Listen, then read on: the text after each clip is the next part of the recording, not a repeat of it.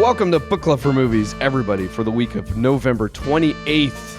I'm Ryan Miller, and our very own act of violence every single week, Matt Amber. No, see, that's maybe the best one, and the only one you've done that's actually worked since you've changed to this weird introduction thing that I still am not a fan of, but I love that you keep doing it. No, there was the one where it was a clear diarrhea reference. Now I can't remember what it was. That one worked too. Well, great. I mean, not that I'm accusing you of anything, but just. Oh no, I get it. I think you're almost bending over to show me. I had to adjusting. My feet are chilly, so I was putting my slippers back on. Your slippies. Get the slippies on. I Everybody. wanted my slipskis. They're nice and toasty. I'll tell you what's a real act of violence. 200 episodes of this show. Man, did you forget already? It feels like just yesterday we were committing crimes against the podcast community, and 200 episodes later, we're continuing. Yeah, we've talked about this for several seconds every week now. Oh, hey, did you know this is going to be 200 episodes? And no, that's as cool. As always, like each 100 episodes, so at least once before, we think, we should do something for that. And then also realize that it's fairly on brand to just kind of in the middle go, oh yeah, also by the way, 200 episodes. So we are very on brand, if nothing else. Either way, really. Happy 200! Happy 200. To us, to you, if you're listening, if you've listened to all 200, I tell you what, if there's anybody out there that's listened to all 200, let us know and we'll send you a copy of Fallout 4 or something. Wow. Do we still have that? I thought that guy got... No, I don't. That was a callback. I thought that actually completed and everything. It did. Maybe not. It's still the first thing that comes to mind. I don't know. We'll send you something. We'll shout you out. We'll send you something and shout at you. I'll tell you what. Okay. We'll give you a free... Now, there's no way to verify this, though. If... Yeah, in fact, I'm not going to do it because there really is no way to verify. I was waiting. I was really hoping you were going to go with something extravagant so I could bring up that exact issue. I was going to do something extravagant, though. I'll tell you what I was going to do. I was going to give out a free subscription to, which this also isn't supported by Patreon yet, so there's literally no way to do it apart from me sending you $2, which I guess I could commit to. Which would be really funny, and I love it. If you can prove to us that you have listened to all 200 episodes, we'll send you $2. Bingo. We will it is. Refund you $200. $2. Whoa. $1 per 100 episode. And it's only our speed, honestly, yeah. Only redeemable once per 100. You can't just watch the first 100 5 times and get $5. That's not... No. We will refund to you the totality of the money we've made as Book Club for Movies up till now. And you can have a month's worth of special content, which, by the way, if you haven't listened to those 200 episodes, you might not know that we're on Facebook and Twitter, and we have an email that's podcast@bookclubformovies.com. But also, we've been talking about Patreon. You can find there a number of posts, some public, some not. Most recently, you'll see the newsletter, which hasn't gone public yet, I don't think, for November. I think it's next week. Okay. But you'll also see at least one public... Actually, I didn't put that on the Patreon. I should do that because that goes out public. I found Patreon doesn't give a lot of options for double dipping, as it were. You know, like whenever I release a video, I'm like, if I could put this out on the podcast feed as well, that would be great. But that doesn't happen. So... There's a public BCFM by myself out there for Jurassic World Dominion that I wanted to, also put on the Patreon, but that would just double post. So yeah, I'll probably still do it because again, it should show up there as something that does happen. But again, the point being, Patreon even more. So there you go. Yeah, and I will have a by myself episode coming up pretty soon. I think it's going to be this week for Top Gun Maverick, because I can't imagine spending more than 2 minutes talking about that movie. Interesting. Now I'm just more interested to talk. Although, how long did we talk about it when I talked about it? Now I'm curious. Longer. Maybe that has something to do with it. It was too long then. It's too long now. We've already spent... Actually, the By Myself is almost done. I'm just going to start cutting out parts of this episode to fill in. or record that by myself and then just cut out of the by myself until it's like Top Gun Maverick credits. There are no credits. Yeah, that's misleading because they're fairly quick and direct videos at this point. No real intros or outros. So no tro. Someday. Maybe. Speaking of intros and outros, I think we've done both here at the top. So let's get into Act of Violence. Matt, do you have a synopsis for this, our third Noirvember, technically for this week, still in Noirvember, even though we ourselves are staunchly in December at this point. We're in December doggy. I don't know. What does Ackerman call it? I don't know. I know they're all doggies. I don't know. Act of Violence coming at you in an hour and 22 minutes. Written by Robert L. Richards. Directed by Fred Zinnemann. Starring Van Heflin, Robert Ryan, Mary Astor, and Janet Leigh. Here is your book club for movies synopsis for Act of Violence. Haunted by a specter from his past, Frank Enley's second worst nightmare is on the verge of coming true also. Beautiful. And I'll tell you what, Fred Zinnemann, you mentioned, he is no slouch. Okay. I'm having a hard time attaching myself to any of the directors for these. And I like to say it's because of the studio system, but really I think I'm just so taken by the cinematography, one, that I'm in, you kind of watch anything twice to really get a handle on it, I find, anyways, yes. at least. We both usually do. But Fred Zinnemann did go on to do High Noon, From Here to Eternity, Behold a Pale Horse, actually, which I've heard mentioned more than a few times. I don't know if it was by you, though. No? Okay. No, I've never seen that. And A Man for All Seasons. So he's not unknown. He does say this was the first movie he had full control over. So, not nothing. The man has chops, is what you're saying. Yes. Well, and yeah, that much is certainly obvious. But also, I'm curious now if you know this. The writers I didn't notice much of in either direction, but Collier Young, story by, did write the 1953 version of The Hitchhiker. Oh, no. So I'm curious if, no? Yeah. Okay. I've seen it, but I didn't know it was him. Because I know you have a special reverence for the 1980 something version. That's not a remake of it. Unrelated? Oh, yeah. Okay. Sorry, Rutger. Well, you ruined his life. R.I.P. Blind Fury himself. Yeah. Is Rutger the actual Blind Fury in that movie, or he's just the guardian? Yes, he is the Blind Fury. Oh, okay. Yeah. I didn't know that was an actual, like, purposeful Americanization of Zatoichi in a way. Yeah, it's way like goofier than Zatoichi. Okay. In like every like it's purposefully funny with the way he, again, I told you about this at one point. The kid offers him rocks and tells him it's candy, and he chews on the rocks. He's like, to prove the kid wrong. It's like the stupidest thing. And it was great rewatching it. Loved every second of it. Beth was super involved. She watched it and was like, what the hell is happening? How is this not an MST3K is your question.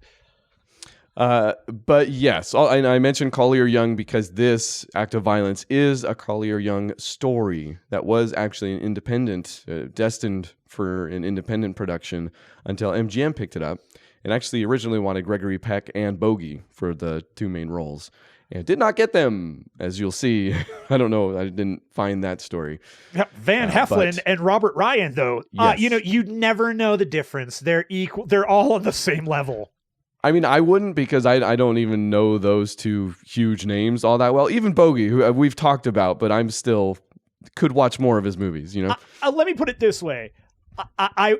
If this movie is made with Bogart and Peck, it's an extremely different movie. Like Bogart, yeah, I don't care which role he plays, he's not going to do it I am probably in the minority.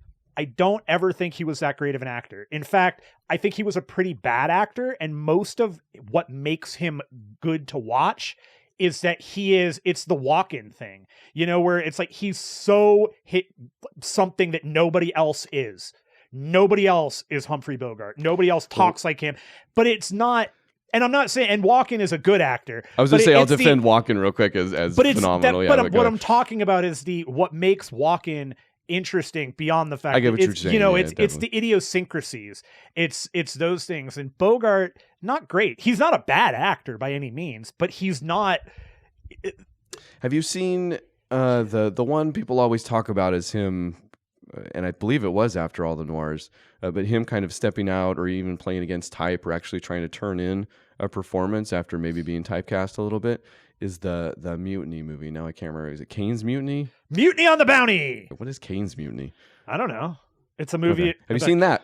I've seen Mutiny on the Bounty. I don't remember it. Okay. All right. That's supposedly the one where he breaks out a little bit. So, but I don't remember him being in it. The Kane Mutiny is the one you're thinking of. You were okay. right. So it is. Yeah, and actually, I have not seen that, but I will watch the hell out of this. Kane Mutiny also has Jose Ferrer, and I'll give a Jose Ferrer movie a watch anytime. I'll give Jose Ferrer the time of day. E.G. Marshall, Lee Marvin. Yeah, no, you hear about this movie. That's what I'm saying. Not just for the Bogart thing, too. Yeah. Yeah, I've just never seen it. Me neither. All right, well, let's put that one, the Kane Mutiny, on the list. All right. Actually, you know what? And you know what's right above the Kane Mutiny? Sabrina, which certainly is a different one for him. Yeah. So I that's one where I like the remake better.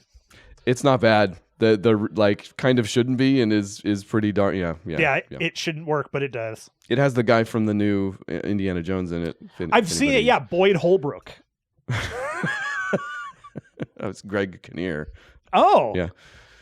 All right. Well, act of violence, we're not purposefully not talking about it, but I will say it is maybe the least of the three, and that is saying just about 0 for Noirvember, because Blast of Silence and Out of the Past, listen to either of the shows, we were extremely taken by. This sits in the middle, maybe budget-wise.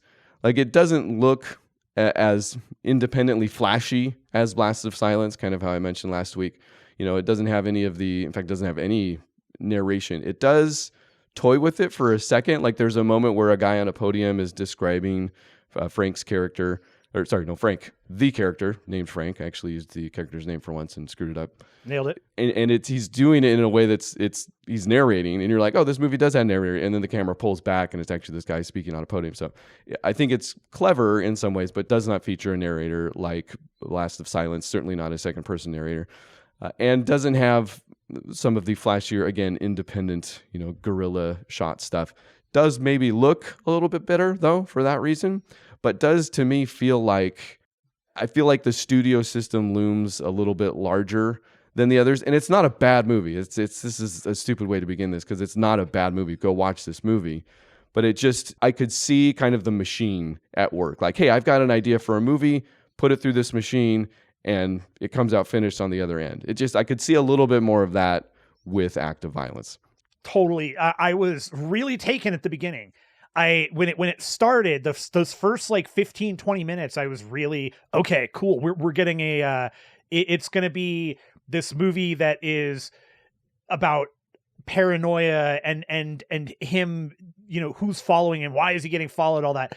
And as the story kind of broke, I admittedly kind of lost interest in it. It like, in terms, like, I did not, unlike Blast of Silence and Out of the Past, those movies grabbed me right at the beginning and never let go.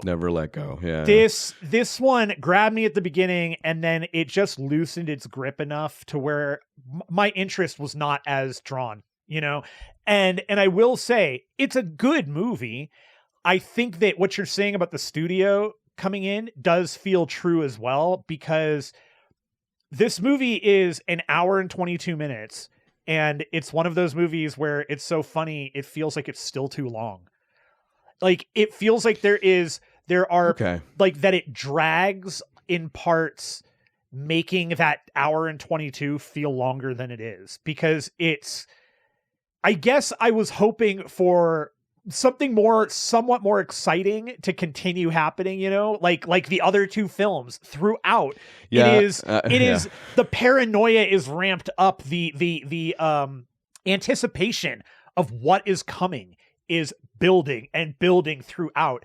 And there's a movie that came out, and I was surprisingly almost immediately like, oh, this reminds me of It Follows, this horror movie that came out in like 2017, and amazing horror film. The movie is fantastic. And the entire plot is this girl is being followed by something and being hunted and constantly haunted by it. And it's the same thing. Like, no matter where she goes, there it is. And with him, no matter where he goes, there is the Robert Ryan character. And I just got to a point where, I guess, Frank Henley, I got to the point though, where when the actual story comes out about why, I'm rooting for the other guy, like, I don't want Frank to live anymore. I'm done. Like, I'm rooting. Yeah, it's also certainly, pretty charged. I was totally rooting for the other direction to come in. I wanted Robert Ryan to kill him. I think that's purposeful, maybe not so much. I think the movie was obviously trying to reverse expectations, certainly from the beginning, because it starts with Frank being the nuclear family guy. He's got a great job, wife and kid, everything's going great. And first we get Robert Ryan's character, who's just Joe rushing into a room, grabbing a gun, and then hopping on a bus out of town. Like, that's the first thing we get. And we don't know anything about why, what he's doing. We just see he looks all we like, know. Sorry. He looks, he is purposeful. He has a pronounced limp, and he is very, very solemn. Like, he is ready to go. There is a purpose to it. Yeah, I mean, no offense to Robert Ryan as Joe Parkson. Robert Ryan here. But he's got the face of the guy with the gun in the movie. Like, it's great because it communicates a lot of stuff wordlessly. It's really well done. But slowly as the story unfolds, and I like that you pointed that out or used that the story broke, because the movie starts like that. It kind of starts in the middle. It feels like it starts in the middle. In fact, he's able to reconnect with Van Heflin's character pretty quick with Frank. He finds him on a river. He's back then you could go up to anybody and they just tell everybody where you were. So that whole river bit, by the way, did make me laugh. Like, it did seem like a dicey proposition. Like, are we going to get a boat chase here with a rowboat and with a rowboat? Oh, it does have a motor on it. Yeah, but and then Joe is stuck in the rowboat. He goes out there. He slowly pulls up behind them while they're looking away. Luckily. And then he's sitting behind a rock. He's like partially behind a rock, going, "All right, I'm going to shoot them." And then they go, and he's like, you just know in the back of his head, he goes, "Son of a, I gotta." And then it appears that he follows them instead of just turning around and going back to the docks, which I also thought was weird. Yeah, well, I mean, they all go back to the docks, but right, but they go like a longer way. They go around this thing because he couldn't have come the direction they came in, or they leave. So it's just, who knows? Van Heflin, what are you gonna do?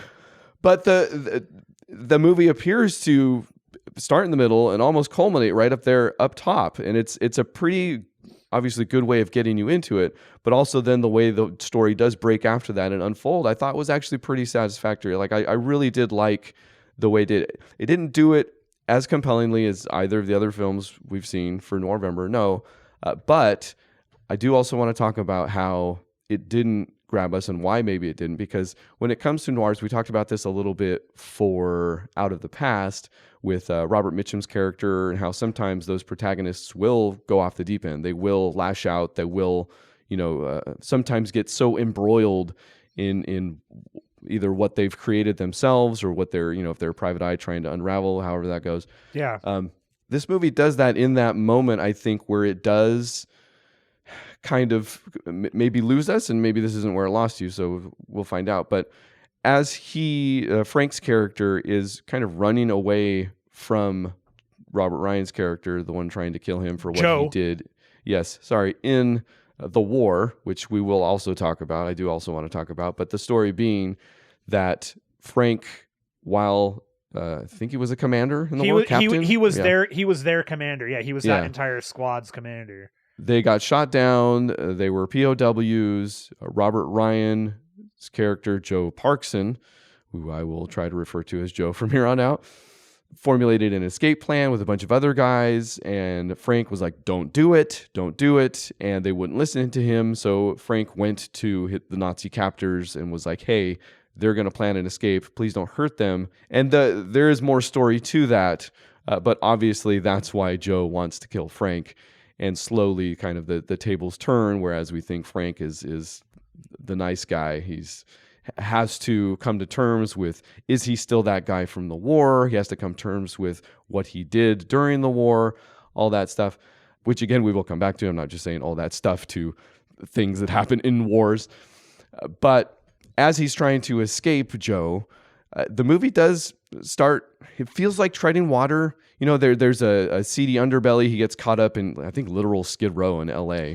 Yeah, and the barfly that helps him. Yeah. It's like really super just, oh, okay, let's go talk to my friend because we can get money from you. Might be a prostitute, but like is certainly caught up in the seedy underbelly of LA, and takes her to her boss, and they think he has money because he has a business that's worth $10,000, even though I'm like, I don't know, that's not exactly how that works really, guys, but okay. It's not like he's going around saying, I have 10,000 in the bank. He's like, liquid, you know, it's like he says the thing that like anybody else would be like, sure, buddy. Like, and they're like, ooh. Oh, yeah. You got a business. I'm sure. Okay. It was the 40s. It was a more innocent time. People had the money they said they did. It actually bought things. It's crazy. It was weird. I don't understand it. Dollars. And cents. Right. None. So this is where, it kind of drags for me too, I'll admit. But again, this is, I think, where a lot of noirs drag. Sometimes they want to put you in that space. They want you to be in that protagonist place so much that you're kind of hating watching the thing. And I don't know how purpose this is, certainly from movie to movie, but it is a known thing that oftentimes noirs are hard to get through for that reason, not just because of the pessimism and whatever, but because they will oftentimes put you in the middle of this inescapable, I keep saying web of deceit and lies, but I won't stop. Yeah, don't. You know, again, this is in the middle of all the noir stuff, so it's not like they were setting out. Not a lot of stuff was necessarily codified at the time. Yeah. But I think this is that point in the film. So I think what got, again, so part of it really was when I watch the noir, you know, I like the pessimism. I'm a huge, that's my thing. That's like a part of my favorite horror movies are the pessimistic ones, you know. I like when the killer wins. I fully admit part of it does come down to I just, the minute I find out, oh, he snitched on his friends to Nazis, I'm like, okay. I'm already like, there is no coming back from that. Not only, and let's talk about that real quick, because what this comes down to is he didn't just tell the Nazis what was going to happen. He told his friends, he told Joe, don't do it because people did it before and they all got killed because they got caught.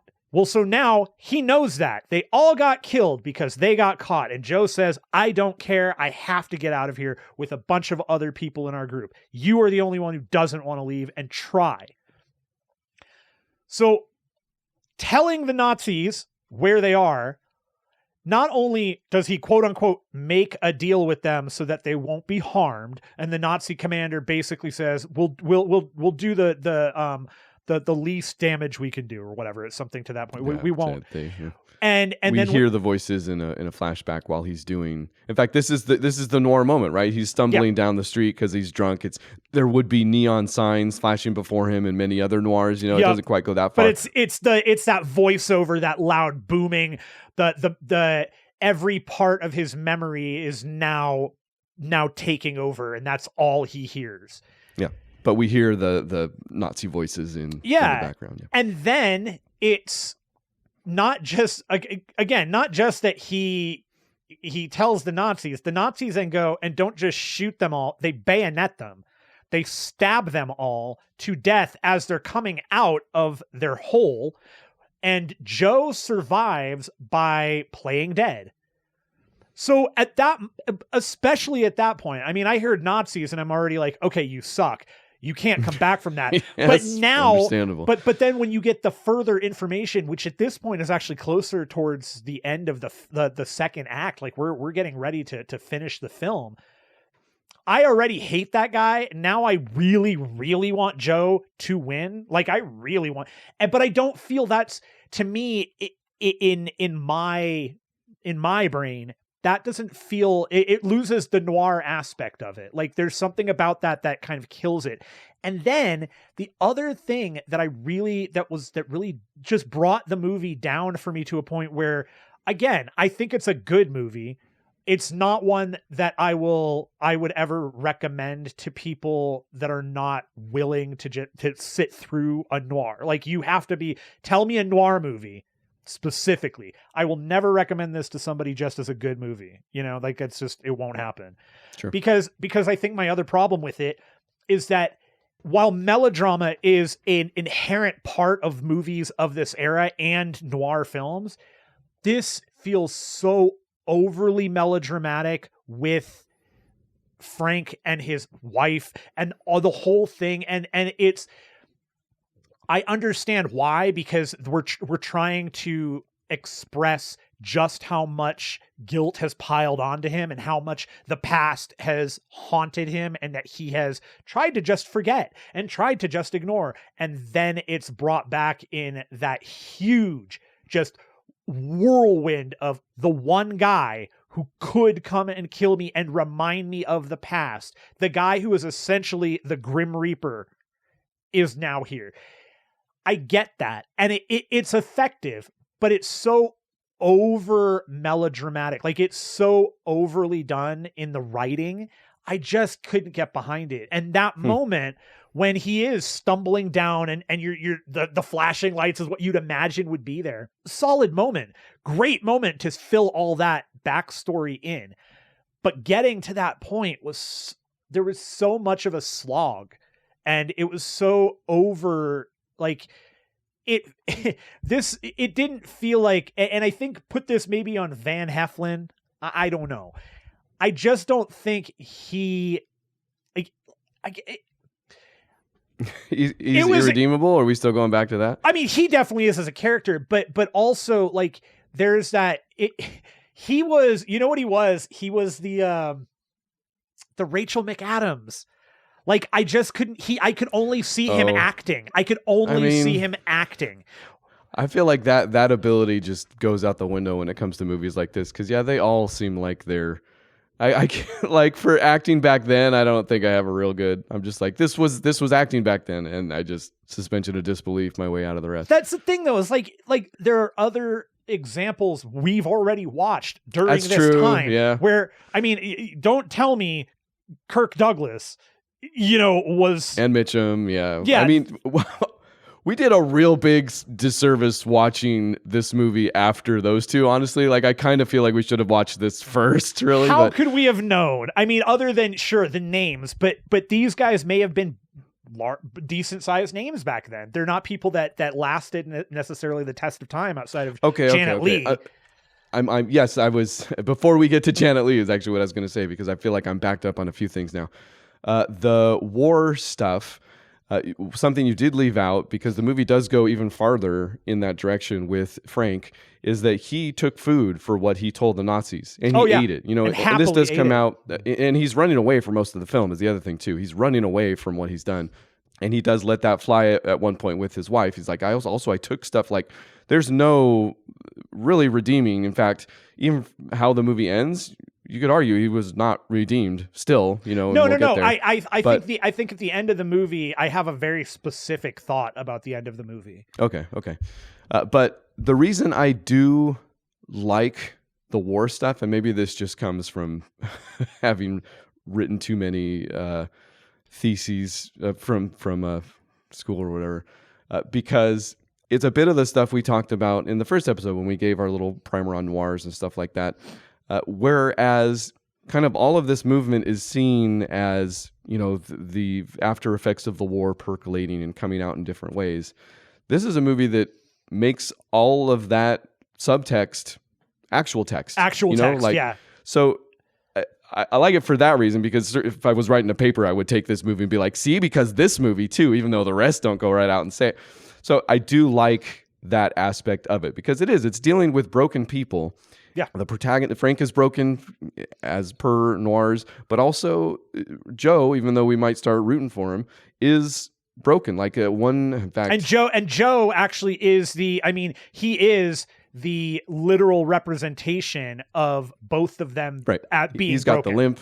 Again, he's got the face. Sorry. But Craggly. In the middle, when his Anne shows up, I like that we get another Anne in this movie. It's just the good girl name. It's just every movie needs an Anne. Egg? And thank you. I appreciate it. Her? Really? But that's actually played by Phyllis Thaxter, which, thank you, Jonathan Blade. I totally forgot it was Ma Kent. Phyllis Thaxter. But yeah, Phyllis Thaxter comes in as Anne, Joe's girl, and gives voice to kind of that thing that they're both, I think her actual line is, they're both sick from it. Yeah. This is in her discussion with Frank's girl, Edith Enley, who played by Janet Leigh. And they turn in probably the performances of the film for me. Yes. 100% agreed. It's rough, between what Van has to do, especially in that moment when he's drinking and running. Yeah, you kind of get sick of it, even if you are meant to. Robert Ryan, Joe Parkson, is, again, you feel like a little typecast maybe, so perhaps doesn't get the performance he could. But yeah, those two girls do such an awesome job in anchoring the movie. Women, sorry. Sorry. I'm stuck in my California, everything's girls and guys and gals. California girls, baby. I feel like that goes in the other direction. I need to apologize again. Yes.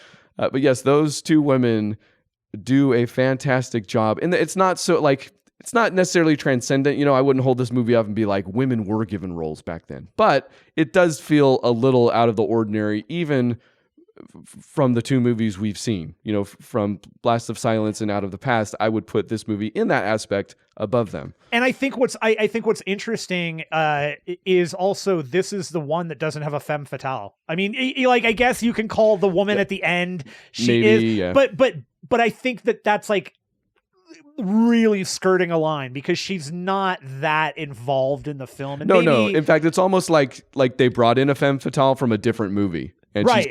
She's world weary, like I said, she might be a prostitute. But she also has none of the confliction.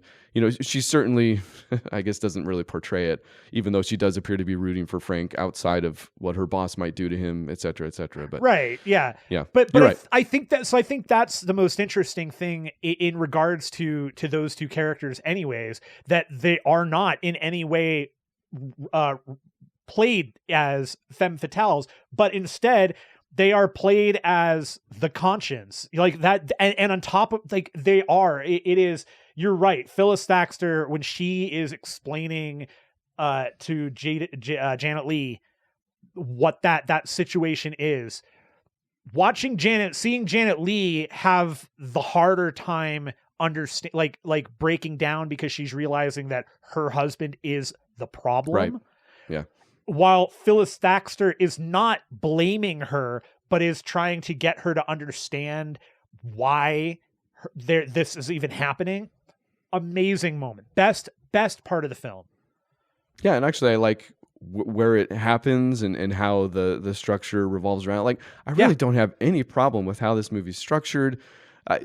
Even in the moments where it feels like it drags, like, for the most part, I do really love how it appears to start in the middle and then breaks, as you put it, and just kind of unravels from there in a way that you almost don't think it has that much movie left in it. And it does. It works itself out for me. And man, maybe that's it. Maybe that's the problem, is that it feels like, and I don't mind movies that typically do that. I am one of those idiot people that kind of enjoys when movies start off and they go, you might wonder how I got here. I kind of enjoy that. It certainly depends, but yes. Yeah, but yeah. But I liked that aspect of the movie. But I think that, again, it's how long it took. It was like, how long am I going to watch Jason stalk one person?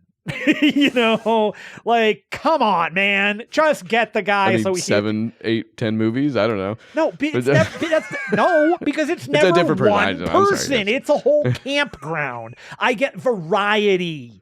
This guy, we get, Captain Cragface over here chasing 5-head McGee. It's fine. I feel like we're going to do the thing where the more we talk about it, the worse it becomes, or the more opposed we become. And then you get Ma Kent talking to Psycho, and that becomes a whole situation. Psycho runs away, gets killed in a shower. Ma Kent has a weird super baby. Eventually, they have a weird super dog. Where did it come from? Who knows?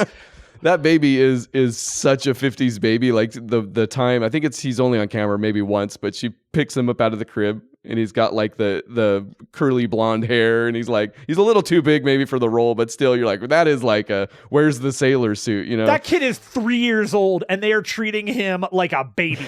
They're like, oh, look at the infant. I better breastfeed him.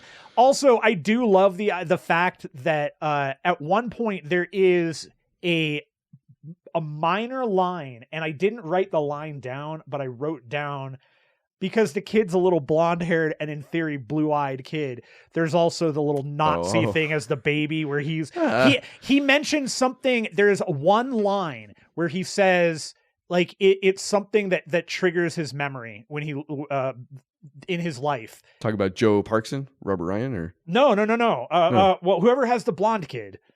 No, yeah, Frank has the blonde kid. I guess I don't remember. Yeah, it's a line. It's it seems like a throwaway line, but I swear the line reminded me. I was like, oh, he's also reminded of how awful of a person he is by his little blonde-haired, blue-eyed Aryan baby.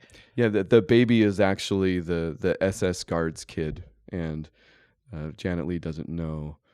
Yeah. And it's got, I mean, it's weird how she didn't figure that out because he came with a little armband. Yeah, he came home pregnant. Yeah, she just took the kid as her own.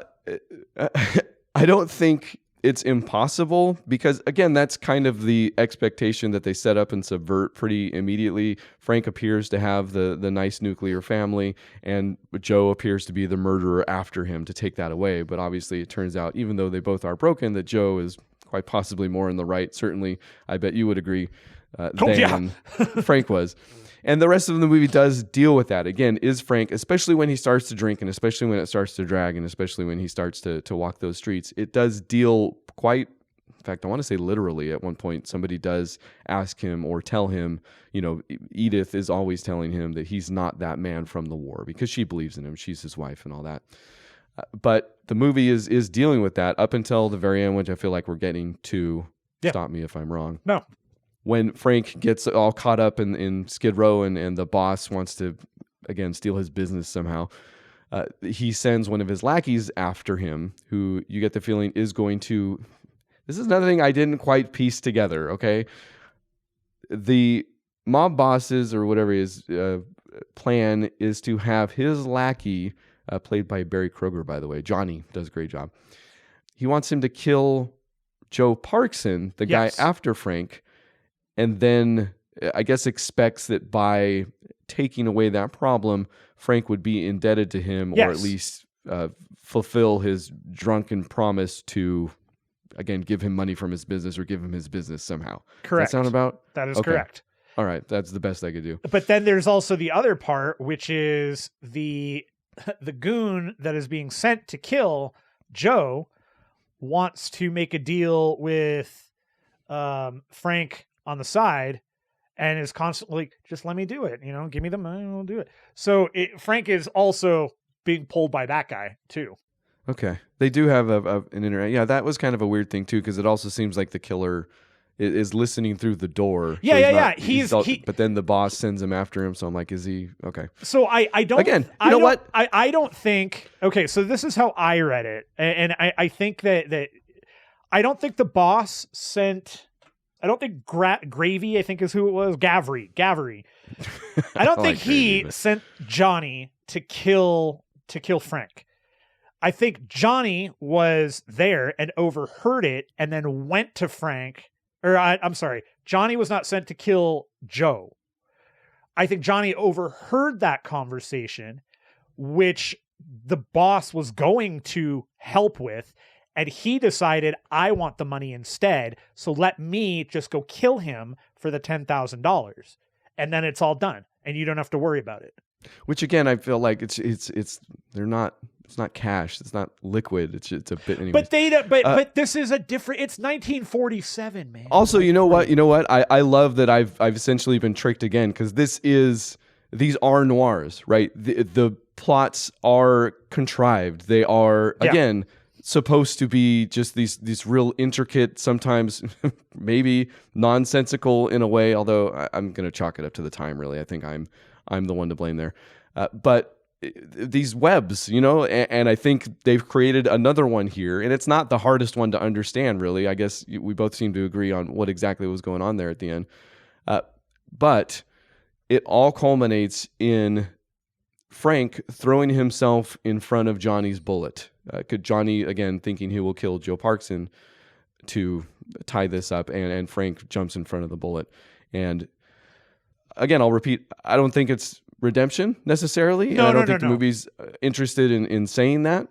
I think the movie is interested, again, in saying that they were both sick from the war. Again, it's putting, and again, this might be my favorite part, it's putting that subtext on the surface, which I feel like more often than not you didn't see. You saw the movies or the stories that were Frank's family and everything was fine. You didn't see the ones that everybody came back from the war and did some horrible things. And yeah, it wasn't even just the killing. I get the feeling that's why they went into the whole POW, and he actually took food for what he did and all that stuff. Like, they needed something bad, even though everybody went to war and killed, or you worked for somebody that killed, or whatever, however you want to put that.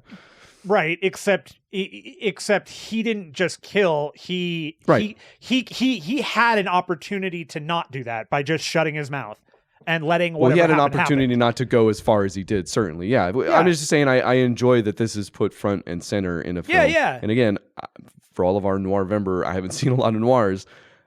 I have not heard of something similar in anything else. So, and something that I took away, I said I have something kind of a specific read on the ending. Go for it. And the way that I read the ending is in many ways, he's putting himself out of his own misery by putting himself into the place he put all of his people. He knew where the killer was. He knew what was going to happen. He jumped in front of the bullet. He basically told the Nazi boss, aka the crime boss, or this guy, where the situation was going to be.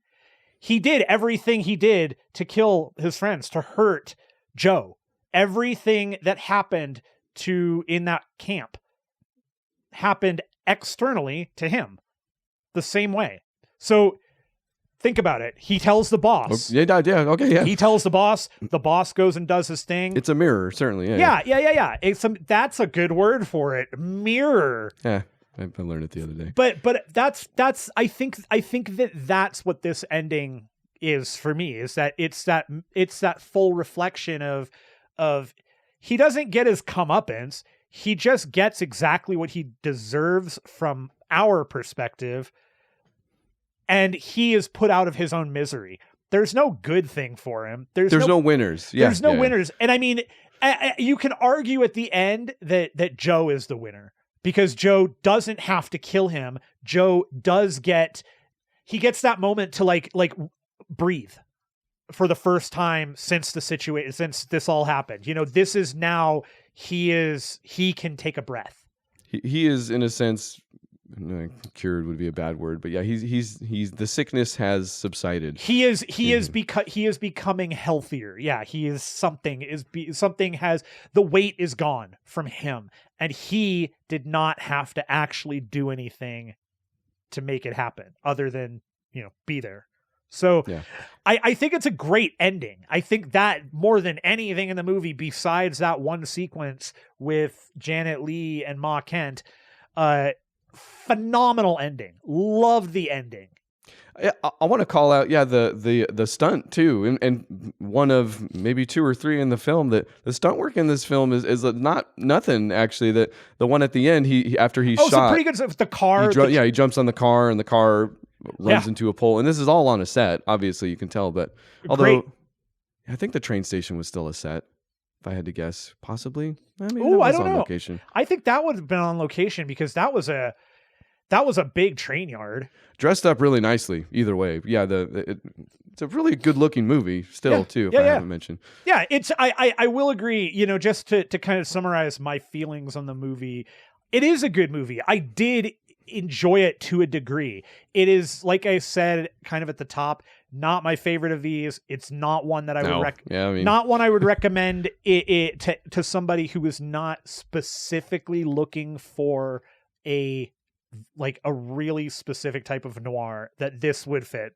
Yeah, this would be, again, going back to the thesis stuff, this would be a movie I'd be like, hey, if you're about to get into noirs or want to know what they're all about, or maybe I'm giving you 5 noirs to watch, this might still be on the list because, look, it puts the subtext right in front of your face. You know, this for that reason, but not if I'm like qualitatively, you want some of the best noirs. Yeah, this might not exactly, you know. This feels like it might be a great primer. Like you said, if we had watched this at the beginning and had that conversation about what noir is or kind of represents, and then played this and said, and that is a great representation of, here is what noir movies are, but this is all on the surface. We're not subtextualizing really anything here. Yeah, and it's not, I mean, it's how many times can we say it's not bad? Like, it is very enjoyable. I did enjoy it quite a bit for what it did, how it looked, and how it deals with an act of violence. You know, I kind of love the title of the film even because it does revolve again around this one kind of impending act of violence that Joe sets out for at the very beginning when we see him grab that gun from, in fact, it's right before the title card. He grabs the gun out of the dresser, cocks it, and it's like act of violence, you know, like, but then going all the way back to the acts of violence of the war and just what an act of violence does to a person. It's there's a lot to appreciate, a lot, even if it's all of those other things we've said. So on a just weird tangent note, I would be curious what your filmy perspective is on the concept of how the gun was used here, as opposed to like the standard, you know, the concept of the Chekhov's gun. His gun never actually goes off, but the other guy's gun does. He has his gun out. It's ready to go.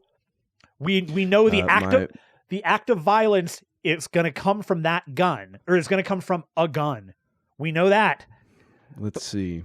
Kind of, I don't know. So, yeah, Joe is kind of the specter of Frank's past. You know, you could say that he did not actually survive the escape. He, you know, the fact that he was quote unquote playing dead, not playing so much, and that his gun then would be I don't know, he shoots for the. I want this to be a regular segment. I want this. I want every freaking show. I want a 30-second Ryan Miller from film school reviews. We'll call it $1,000 film school, because that's how much it literally costs, thousands of dollars. And this is what it's created. I like it. I think we should do it. In fact, yeah, forget the $2 that we've made from Book Club for Movies. I'm still thousands of dollars in debt. Yeah. Nobody's getting anything. That's right. Screw you guys. Wait, no, we love you. Give us money to pay for his debt. Go watch Still Act of Violence. I'd give it 33 stars. Out of 42 knife stabbings. Oh, I thought you were going to say nickels. I was going to say that's a lot.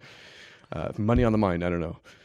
Matt. Me. The question now is, because I kind of hinted at this in the newsletter also, I don't know, us being in December now, us having other plans, and certainly having a favorite 5 of the year that I always like to do in December instead of January when we come back, but you know, you could push me in either direction. Are we going to do our 4th noir movie?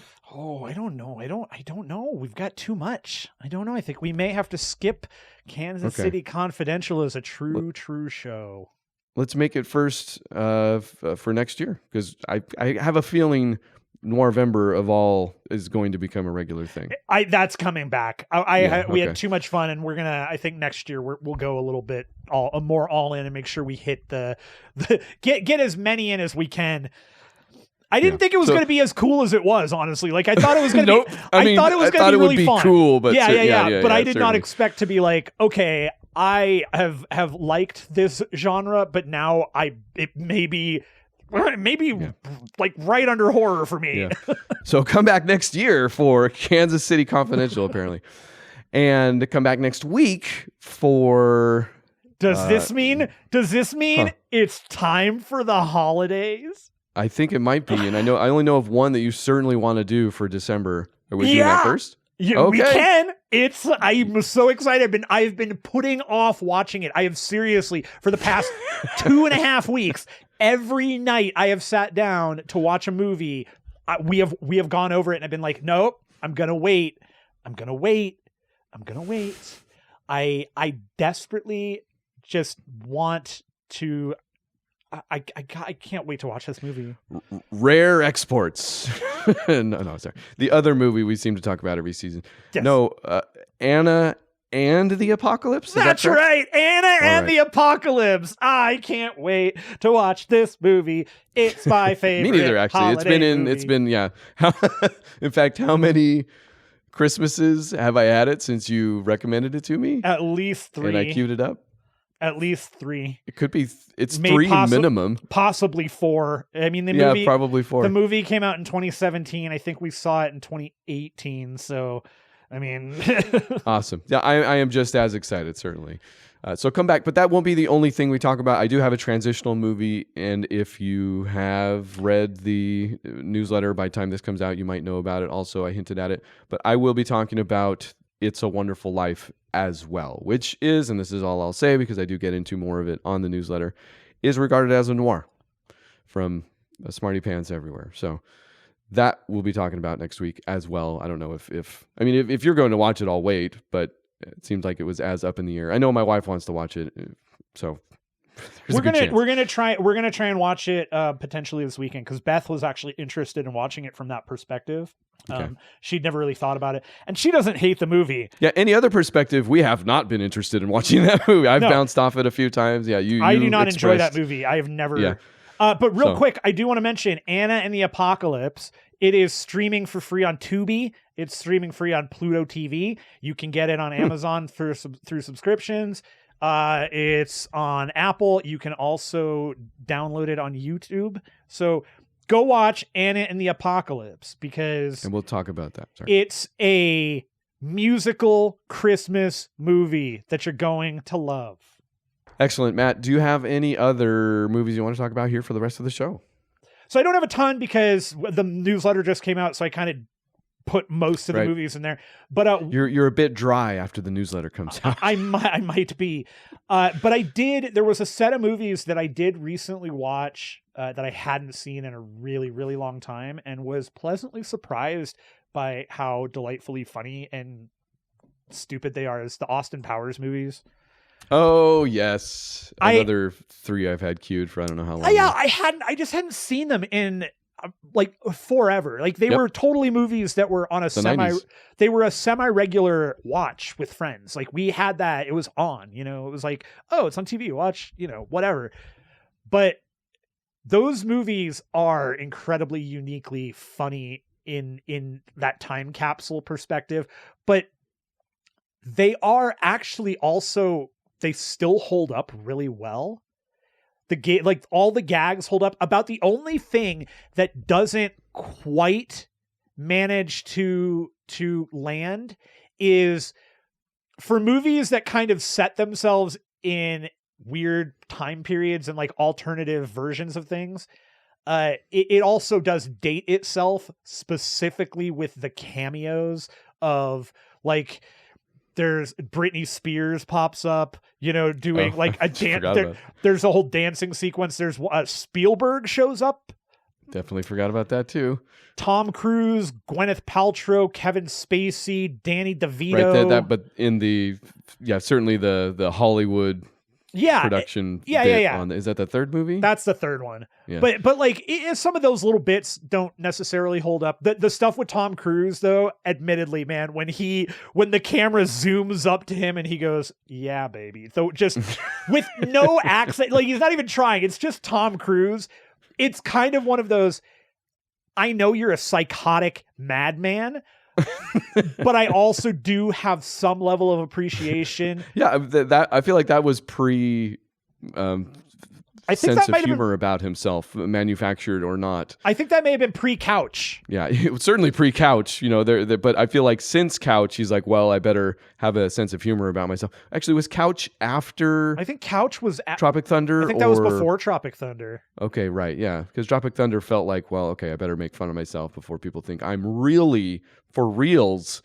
Totally crazy. Hey, don't worry about that video that I keep trying to get taken off of the internet of me, like, you know, saluting and bowing down to the Scientology. I was going to say the Scientology one, or somehow we were thinking about the same video. It's crazy. Not any of the others. We have Thetans. So, but the movies are actually, again, they hold up to the humor quotient. There's not a ton of weirdly.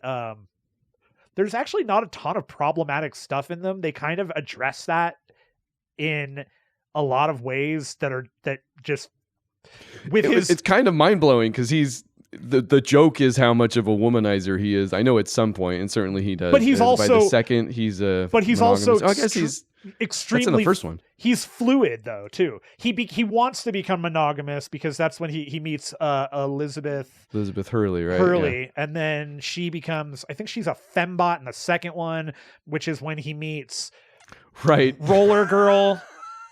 And Roller Girl is Heather Graham. Heather Graham, yeah. And then in third the third Beyonce, one, it's Beyonce. Kind of, but they're not really. Do they have a romance? I don't think so. I'm trying to. We just watched it, and I feel like it doesn't end that way at all. Because the third one also has Michael Caine in it, and that movie is elevated. Michael Caine. Yeah. And I will also. You got to tell you, man, they did a fantastic job, like actually referencing comments and things from the other movies to fill in how that stuff worked. Like at one point in the first movie, they talk about how like little people smell like cabbage or something. And in the third movie, because there was no little people in the first movie, in the third movie with Mini-Me, when he's back in time with his father. Wait, Mini-Me's the third movie? He's in the second and third.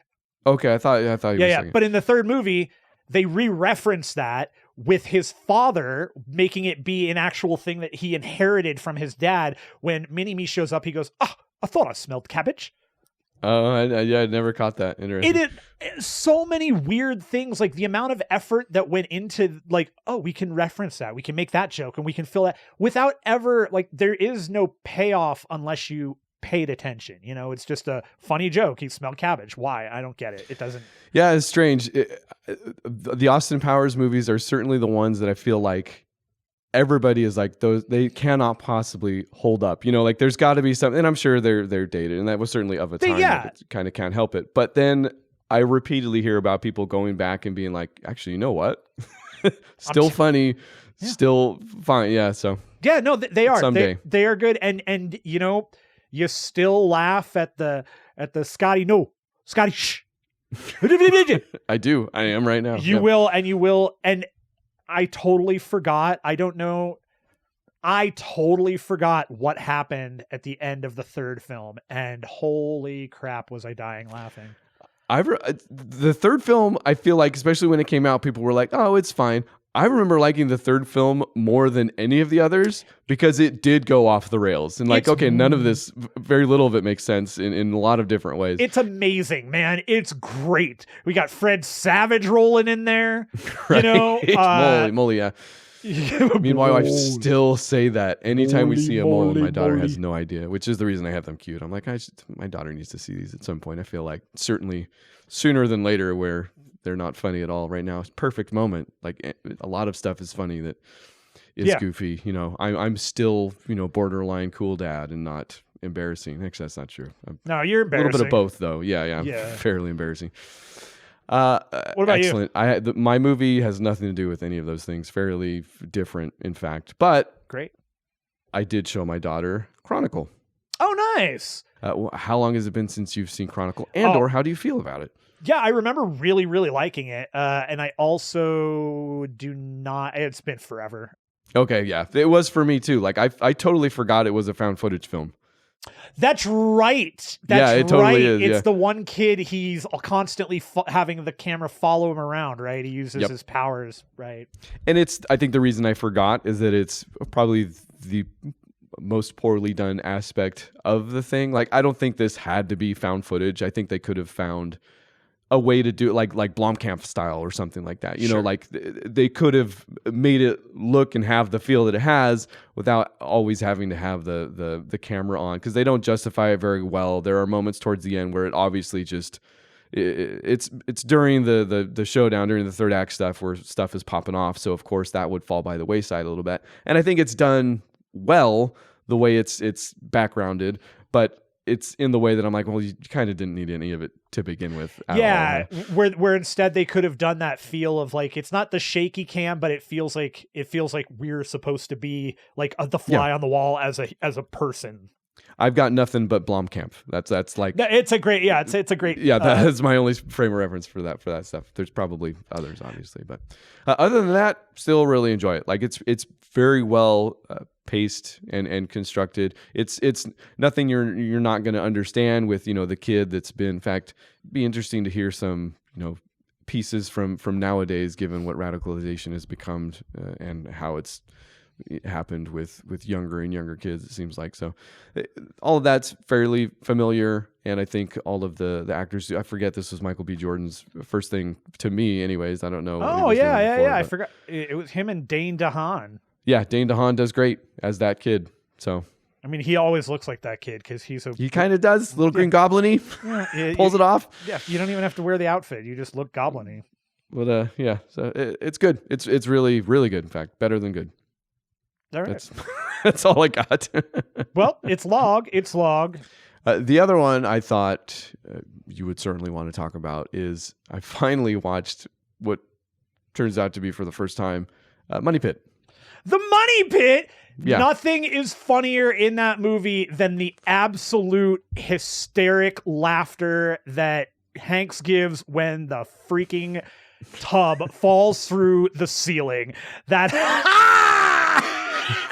it is immaculate in terms of filmmaking and in terms of Hanksisms. It's your favorite Tom Hanks, isn't it? No. My favorite Hanks is with Beyond the Shadow of a Doubt, The Burbs. Oh, Burbs. Okay, all right. Money Pit's up there. I don't know. I like the Money Pit. It's very funny. It is both what I expected and kind of not in a lot of key ways. Like, it's pretty much Sight Gag the movie starring Tom Hanks with Shelley Long and Carl from Die Hard for the most part. But they're all really good gags. There's lots of good lines. That when the tree, if you can't tell just from looking at any poster, it's about a house that they purchased and stuff just keeps continuously falling apart. Also, turns out by the end, spoiler, is a huge and great and perfect, like, from behind metaphor for their relationship that somehow I didn't see coming in a way. Very strange. But all of the lines are really good. Like, the trees start falling down, or he knocks one over and he's like, oh, we got weak trees. Was his answer. We have weak trees. We have water. And that just over and over, and it's all good and very extremely watchable. Again, the structure is kind of barely there. It is a little bit of Sight Gag the movie, but it's funny and it's of that era. And then by the end, when they're like, oh, also maybe this was like a kind of a relationship metaphor, you're like, it landed for me. I kind of don't know how, right? It's very strange. It is. I think I truly do think that movie, and the reason I think it lands for everybody kind of is, it is that weird thing that you get with, in particular, that era, Tom Hanks, man. Like, you watch a movie with Tom Hanks from 82 to 95. Show me what movie do you not just go, I like Tom Hanks. And then personally, like, I never liked Shelley Long on Cheers. Okay, I was gonna be like, counterpoint, Shelley Long though. But right? I like Shelley Long outside of Cheers, in movies, in TV shows that were not that. And I love her in this because she has such a good, like, she plays the good straight person that's like constantly frustrated, but she also has those great, like, I'm so confused and really grossed out faces. She just nails those confused. What are you talking about? She's really great. I actually really love her in that. And I've been meaning to watch Hello Again, which is a movie I saw in the theaters that stars Shelley Long, where she dies eating like a chicken dumpling and then comes back a year later or something, or 2 years later. Huh. I recognize the poster, although have not thought or seen this movie. And then something to do with one of her friends or her sister is like a medium, and I don't know. It's a weird movie, but I remember really enjoying Gabriel it. Byrne, also Corbin Burnson. That's right. Corbin Burnson is her husband. Celia Ward. Corbin Burnson is her husband, who ends up leaving her like immediately after she dies.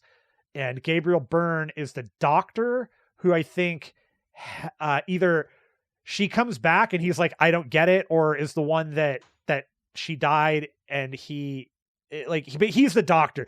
I don't know, man. It's a weird movie. Tony Sirico. If you had to guess what part Tony Sirico played, what would you guess? You could maybe even guess his name as credited. Is it Tony? Tough guy. Tough guy. I was going to say he either works at a pizza parlor or he's beating somebody up. Amazing. Yeah, Shelley Long was a blast. Everybody's a blast in that movie. Go watch Money Pit. My daughter watched it with me as well and enjoyed it. So that laugh, kids though, of all ages. I have been dying at that laugh for as long as I can remember. I used to make my dad rent the movie just so I could fast forward to that part. Other kids, not even a joke. All the Disney cartoons, the Money Pit for the Tom Hanks laugh. That's right. It says worlds. Excellent. It does. A lot of good movies. Look at that. Look at all these. If you haven't seen, good suggestions now that you have to go home and watch. You've come away enriched, I say. You say it, and I say that you said it, and I say that you'll be even more enriched when you go out and watch Anna and the Apocalypse and come back, and you're going to be just like with the movie Once. You're going to go, oh, I better go buy that soundtrack so that I can listen to it every Christmas because it's great. Right. Yes, that is. In fact, I should have bought that first. It seems like the soundtrack. Yeah, putting together it's just about every year more if I can. I put together a family playlist of sorts, and just to avoid, because if I don't do it, it's streaming radio, but it's still radio, and it's rough. I don't know. Yeah, it can get rough. So, I need to download that soundtrack. Will do. Come back next week. As always, podcast at bookclubformovies.com, Facebook, Twitter, while standing, and Patreon, where you can... I don't do any of those while standing. I'm always sitting on something. We won't say what exactly, but I meant while existing. So if you two are existing on a toilet, come back next week for Anna and the Apocalypse, and... happy holidays. You're great. Love you.